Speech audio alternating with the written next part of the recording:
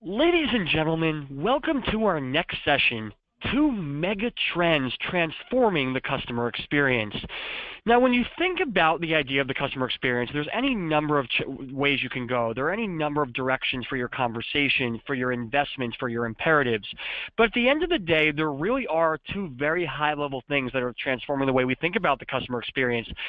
There are very real initiatives that are going to distance those who truly connect with customers, truly empower their business to deliver what customers want, build that loyalty, build that advocacy from those who are simply, at best, satisfying immediate needs of customers.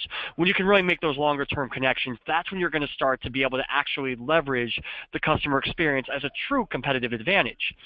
And so let's dive into that for a second. So fueled by the need to compete on the customer experience, we know that today's organizations are embracing the idea of the customer experience journey. They truly are, in theory at least, looking to create valuable, personalized, end-to-end interactions that go beyond the scope of just individual service transactions. 80%, in fact, according to one of our CCW digital reports, declare an active commitment to mapping customer journeys. Nearly as many are committed to elevating engagement through personalization and reducing customer friction. These organizations, however, face fundamental challenges. It's not just that they're saying they want to do something and not doing it, it's that they're truly facing barriers to doing and accomplishing what they want to accomplish. For starters, they tend to be disintegrated. Organizations, in fact, identify disintegration as their number one productivity challenge. The number one reason they feel agents are not accomplishing what they want them to, or systems are not performing the way they need to, is a lack of integration, whether at the channel level, at the systems level, whether at the departmental level, and that's something that needs to change. Disintegration is also a top technology challenge. When you think about why you want to buy or fix or upgrade technology, more than any other potential cause, fixing disintegration is part of that.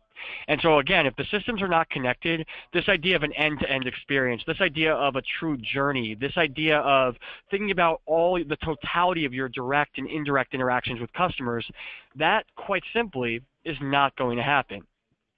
But the issue is not just about the systems, because even if you have the systems right, you still have to leverage those systems correctly. Far too many, are mindset-wise not in that position. They still view the customer experience as customer service and thus focus solely on resolving transactional, straightforward support kinds of matters.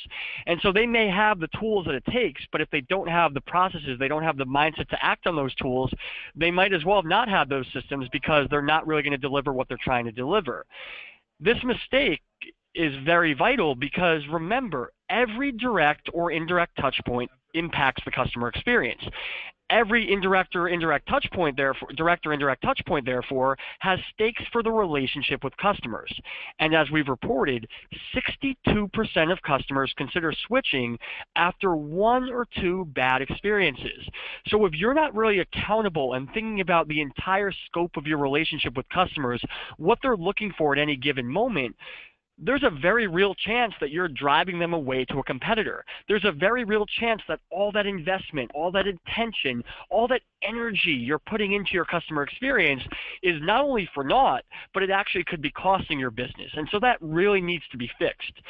But there's another thing, folks, happening here, and it's that in addition to looking beyond service, we have to look beyond just reacting.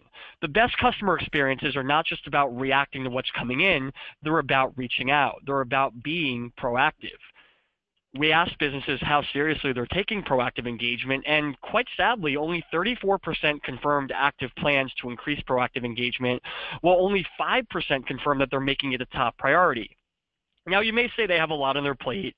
There's a lot of things going on for contact center professionals and for customer experience professionals. And since we're talking about the entire business, for business professionals as well, maybe it's not so bad that those are the numbers for proactive. But here's why, even if they're not necessarily bad or unexpected, why they could be problematic. And that's because customers value proactive engagement. We actually asked in our end consumer survey for CCW Digital, we asked customers the best way to win back their lost business. And that is not necessarily offering them a great offer, not even proving that your product has gotten better. The number one way to win back their business, proactively connect, apologize, and ask for a second chance. Customers, quite simply, place a huge premium on proactive engagement. They also said of all the different things that they might be willing to pay more for, none matters more than proactive engagement. So again, customers are looking for you to proactively add value to their lives, add value to the experience, add value to the relationship. And if you're not doing it, you're missing a huge opportunity. You're missing a chance to not only sort of create an acceptable experience, but create an exceptional experience, one that grows your business, one that builds valuable loyalty. Over the next 25 to 30 minutes, we're going to have Nitin from ServiceNow really talking about how to kind of act on these trends, how to build this end-to-end experience that spans departments, spans channels, spans issues, and focuses on elevating the totality of your potential relationship with the customer. He'll then also look at, I think, proactive steps you can take to really elevate that relationship from one of reactive support to one of consistent and continuous consistent and continuous loyalty generating satisfaction. Something that's going to elevate your relationship moving forward, add value, make things better for customers, and make things better for the business. So without further ado, I'm going to pass the mic over and let us get into the practical, action-oriented portion of today's discussion. Okay, thank you. So as a way of background, I'm Nitin Bajadia, Senior Director of Product Strategy for ServiceNow's Customer Service Management business unit. When we think about proactive, really there's several trends that are driving that. And I want to start off with kind of a high-level overview of what we've seen as we've built out our customer service application. And want to start off with a few years ago, Mark Andreessen, who I think many of us know as the founder of Netscape, and a technology legend, and now is the founding partner of the Andreessen Horowitz venture capital firm, wrote an op-ed in the Wall Street Journal that was entitled "Software is Eating the World." It was a visionary message that he had that later on the analyst firm started to pick up as well, and then started to work its way through specialty media, and then it finally arrived in the public domain. And what he was hinting at was that technology was going to fundamentally alter the business models that companies had to be structured on, and the way that revenue would be driven for those companies. When we look at that and we think about it, there's some obvious places where software has eaten the world, and those are the places where when you think of digitally native businesses, these are the logos of companies that come to mind. Right? Netflix today doesn't ship CDs to you anymore; they deliver an experience digitally. Tesla, sure, they manufacture a vehicle, but their strategic difference between them and many of the other automobile manufacturers is the fact that they have access to rich data sets, and they can make customer experiences much better on the fly.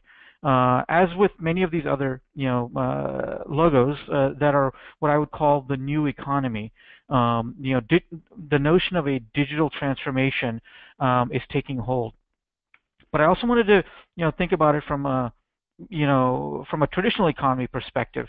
One of the oldest institutions in the modern economy is financial services.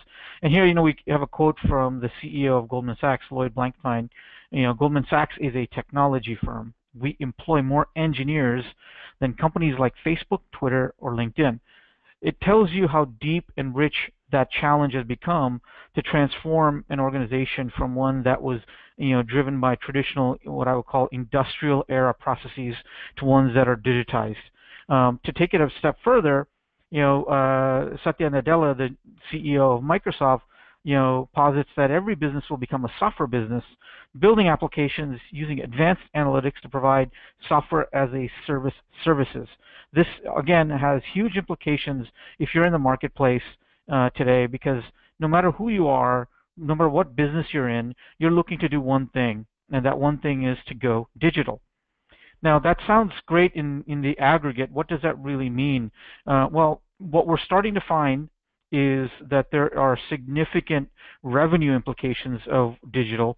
In fact, the research from IDC says that 50% of the global 2,000 companies the 2,000 companies that drive the global economy. Of those, by 2020, the majority of their revenue will come from digitally enhanced products and services. So if you do a back of the envelope calculation, today the global 2,000 collectively generate around $40 trillion in revenue. And by 2020 they'll have some growth on that. But then let's cut that in half, to roughly $21-22 trillion. Of that $21-22 trillion, the majority of the revenue will come from these digitally enhanced products or services. So you're looking in the order of magnitude around $12-15 trillion that will be digitally connected.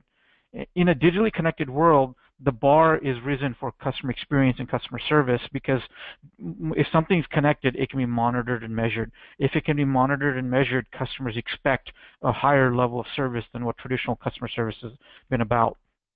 When we think about traditional customer service, it has evolved into optimizing that customer's experience, because we know that when you optimize that customer's experience, you're likely to increase customer loyalty.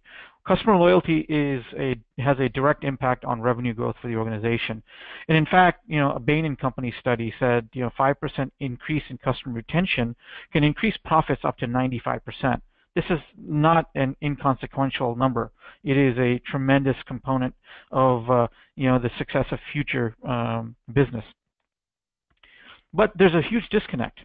All right, Forrester says that 80% of the companies that they've surveyed recently believe that they deliver a superior customer service or customer experience. But when you look at their customers are saying almost the exact opposite. Only 8% of those people think these same companies deliver customer service worthy of a superior rating. There's a disconnect there. And we think that much of that disconnect at ServiceNow is the fact that the contact center, which has largely been the front line for customer service, is not really it's a critical component for the future, but it's not the only component. The challenge is, in most organizations, the unstructured work is slow and hard to optimize. So a contact center may be efficient in logging a record, getting a ticket, and so forth. But if the issue that caused that inbound interaction, whether it be via phone or chat or email response, comes into the contact center and they need to interact with a engineering organization or a development organization, they oftentimes have to swivel chair into another technology, whether it be email or through spreadsheets or send a form, and therefore the orchestration of that story for a customer exception gets lost. This creates a lot of uncertainty, a lot of inefficiency within organizations. In fact, we think that the existing solutions that power most contact centers are insufficient. We largely, bulk them together in the discipline of CRM. I like to say that acronym of CRM is correct, but it's not about customer relationship management. It's actually more about customer records management. It's largely reactive, and it's about logging customer issues. It's not about solving for the ultimate problem. And solving for that problem matters in a digitally connected world because the bar has been raised so much higher than it was in the past. We look at it from a service management approach, which is how can you be proactive in helping fix customer issues, oftentimes before they even know that the issue has arisen. So the way that we look at delivering customer service is that it should be effortless, first and foremost, effortless for both the customer as well as the employee of the organization. They shouldn't have to think about things or deliver data, let's say to an inbound contact center interaction about a device serial number or a product issue that may be occurring in the field. If it's connected, we should be able to have access to it. And that leads me to the second point. When things are connected, you have deeper insight into the context of use of that application or service. This separates the thinking from CRM, which is largely reactive, to one that is much more proactive, which leads me to the third point. Is proactive is really where the ultimate success of customer service will lie. Proactive customer service means that you'll be able to sense the context of use, be able to set up a solution faster, to customers whether they be out in the field, or even within your own environment. And so the way that we think about doing that is, first and foremost, we got to make it easy for customers. They should be able to connect in their channel of choosing, at their time, at their convenience, right? So this is typical, customer experience, type of, thinking. On top of that, we know that you can reduce case volume with self-service. So self-service should be available both from a web self-service perspective, but also, throughout the customer's journey. When an issue comes into your environment, you should be able to route that issue to the right resource, whether that resource sits in engineering or development, or oftentimes even in marketing, or in legal. Because the way that we position it is that customer exceptions are usually not, the root cause of customer exceptions is usually not in the contact center itself. It's typically tied to some anomaly that occurred in the development of a product, or in the crafting of a service, oftentimes also in the in the development of the marketing collateral. Customer service, as well as the rest of the organization, if it sits on a common platform, can effectively route that issue to the right resource so they can help address that issue faster and more efficiently. And this leads to a greater chance of success, from solving not only the issue, from a short-term perspective, but also it helps prevent future calls on that issue. If you can stamp out the root cause of an issue for one customer, you can scale it for the rest of your customers. And in a digitally connected world, that matters. When you have, in the near future, and in fact, in certain instances, even today, via IoT, type connections, you have potentially tens of millions or hundreds of millions of devices that you can impact by solving the issue once and for all, and then pushing that resolution back out to everybody else that might be impacted. It allows you to also monitor for those issues, because you can connect to that external application or that service if it sits on this common platform. So the way that we look at this from a overall perspective is that we think that the ServiceNow approach is much more around a system of action as opposed to a system of just capturing incident data. That requires a re-architecting of where customer service sits in the journey. We think that customer service is much more than incident logging, and therefore we think that customer service sits at the core as really the owner of a service that can craft experiences both for the requesters and providers. So let me explain a little bit in our thinking around what a requester is and a provider is. A requester is anybody that's looking to have something done, or any person and actually even device nowadays, right? So whether it be request a status, have an issue, an exception occur, looking to self-serve. A provider is somebody that can actually solve for that issue, and that provider may also today be the person, or it may be an automated resolution. With the use of machine learning, as systems get smarter, they're better positioned to make that decision around what the right answer is for the requesting person or service to solve their issue. As such, we think that customer service as a discipline gets elevated in the value chain of your product or service. No longer are you in a reactionary mode, waiting for exceptions to happen in the field. You're actually much more proactive in helping design the experiences that will reduce the volume of interaction, and also increase the chances of success for your customers when they have an exception. So all of that technology sits on the ServiceNow core platform, which powers the system of action. For us, we were born natively in the cloud, and as such, we started out as a platform company where services were built in the cloud and they were available across the organization. For those of you who recognize the ServiceNow name, it's likely because of our heritage in the ITSM, or IT Service Management space, which is represented on the left on this slide. But we also have business applications. In other words, the platform is available for you to craft your own applications or embed into your applications all of the capabilities that are reflected below. All of these toolkit components are available then to our other business line units, including security, HR, and what we're focused in on today, which is customer service. It is an incredibly powerful platform, and it also plays to that philosophy that I laid out before, that every department sits in the direct line of action for solving an issue potentially for customer service. It's not just a customer service organization. We actually like to call that the discipline of a team sport. When a customer service issue arises, you should be able to route that issue to whoever can handle it best and work with them, collaborate with them to solve for that issue.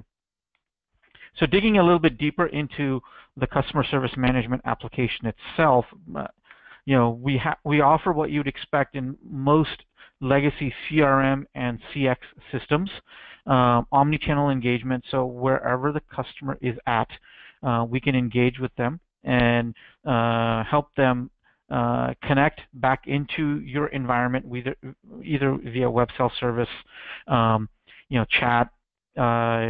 We do not do voice directly, but we partner with a lot of voice and telephony providers, email response, and all of the channels that you'd expect for customers to engage in. On the back end, from a CRM perspective, we do case management, as you would expect. So contact records and case management and all of that, we can function as a system of record. It's all connected and embedded deep throughout the entire ServiceNow platform with knowledge and communities. We know at the heart of most customer service interactions, the differentiator in value is the ability to serve up what I like to call actionable intelligence or knowledge to either that requester or that customer out in the field, or the provider who likely is an employee or a partner of your organization, that's looking for an answer to an issue. Along with that, we've recently launched communities because we know that there's no better answer oftentimes to an issue than a customer helping a customer or an employee helping an employee. Enabling that on a common platform allows you to get incredible insight into how customers experience your product and how successful they are in using. It also lets you unearth all kinds of use cases for your product that you might not have thought of in the development of that of that product or service. What I think is unique in our approach is that all of this is then connected into customer customer data management, CMDB technology, and that's really where when something is connected and we can understand what the configuration of that device is out in the field, it gives us a leg up in understanding the context of use. So your agent, if they do get an inbound request, can understand exactly what's going on with that device or service in the field and can be much more proactive in helping solve for that issue. And then one final component to this, we know that field service oftentimes sits outside of the contact center, but it is an adjacent yet critically important part of customer service. We have field service technology built right on the core platform and integrated deep into our environment. So we've seen success with our customer service management product. It is now 7 quarters into market, and Epicor was one of our first customers to deploy the CSM application. I'm sharing with you a Forrester Total Economic Impact survey that was conducted on behalf of Epicor to understand exactly where they saw the value return. And what you can see is, and by way of example, Epicor is a enterprise software company that has done many acquisitions and rolled up a ton of technologies into one parent, which led to a tremendous amount of complexity. They were able to consolidate many systems into one common platform. And because they are a software as a service provider, they can be much more proactive on our platform than a traditional CRM application can. And as such, they saw a tremendous improvement in their Net Promoter Score with an increase of 10% within 10 months of go live. That's a pretty a significant turn of events for a company that is as diversified as Epicor is in its product stack. So, like I said, we launched in 2016. We've seen a tremendous amount of success in the marketplace. I'd like to mention that in the first year of our product launch, we made both the Gartner Magic Quadrant and the Forrester Wave. I think that's unprecedented in enterprise software for the first year of launch to actually make those two prestigious listings. It sets the bar pretty high for us from a development perspective, but we've seen great success across multiple customers, over 250, actually we're approaching 300 customers now, across 10 industries and in 30 countries. We think that when businesses that are going towards this digital transformation, they're looking to us. Those industries that we're seeing the greatest success in are in technology. Anything that's technology oriented is quickly becoming digitally connected. In financial services, obviously in financial services, customer experience is one of the lead initiatives for any chief executive. And because we can orchestrate the workflow of complex processes across multiple organizations, and that's baked into the core of our technologies, I think it differentiates us from many of our competitors. It's also a way of thinking that customer service today is not a department, but it's actually an ongoing end-to-end process that powers organizations. Some other results, I quickly want to share with this approach. Naturally, when you have a connected service, you can reduce the number of cases that are created. We've seen upwards of 70% reduction in the number of cases. Again, when you can listen to a device, when a device can be monitored or measured, or a service can be monitored or measured, you can be much more proactive. Case creation is almost by definition a reactive function. If we can help you be much more proactive, we can help reduce the case volume and therefore also reduce the dependency of the contact center to be the first line of interaction. It shifts the impact of the contact center from being first line of interaction to actually the managers of anomalies in the system when there's exceptions that take place. When cases need to be created, because we understand the context of use of a product or service, we can accelerate the creation of that case. We've introduced machine learning into that process, which will be in our next release, and it will help understand the context of use and therefore set things like severity level on a case and exception handling data tied to that will pre-populate into the case environment. This has helped some of our customers increase their Net Promoter Score by 40%. I shared the Epicor story, which was a great success for them, but we've had customers that have gone well beyond that. The 50+ portals that were replaced were actually at Epicor. Like I said, they were through many acquisitions, formed as a company, and they were able to unify much of that onto a common platform because we have taken this end-to-end service management approach to customer service. And so with that, I wanted to wrap up and thank you for your time and